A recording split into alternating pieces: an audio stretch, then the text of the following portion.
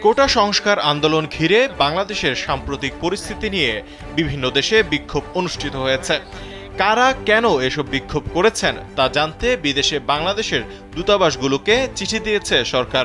বৃহস্পতিবার পররাষ্ট্র সচিব মাসুদ বিন মোমেন বিষয়টি গণমাধ্যমকে নিশ্চিত করেছেন। তিনি বলেন, কোথাও কোথাও বিক্ষোভ হয়েছে এমন খবর তারা জেনেছেন, তাই বিদেশে বাংলাদেশের মিশনগুলোয় চিঠি পাঠিয়েছেন। তারা জানতে চেয়েছেন কারা কি বিষয়ে বিক্ষোভ করেছে। এ নিয়ে মিশনগুলো সেখানকার সরকারের কাছ থেকে তথ্য সংগ্রহ করে আমাদের জানাবে।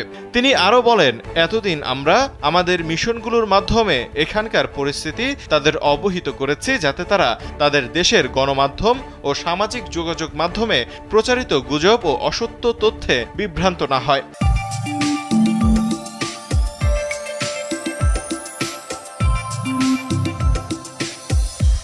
এবার আমরা তাদের সহায়তা চেয়ে চিঠি পাঠিয়েছি। দেশ বিদেশের বিভিন্ন গণমাধ্যমে প্রকাশিত প্রতিবেদন থেকে জানা গেছে, যুক্তরাষ্ট্র, যুক্তরাজ্য, জার্মানি, ফ্রান্স, বেশ কয়েকটি পশ্চিমা দেশ, সৌদি আরব, সংযুক্ত আরব আমিরাত, মালদ্বীপ সহ বিভিন্ন দেশে কোটা সংস্কার আন্দোলনে সহিংসতার প্রতিবাদে বিক্ষোভ করেছেন প্রবাসী বাংলাদেশিরা।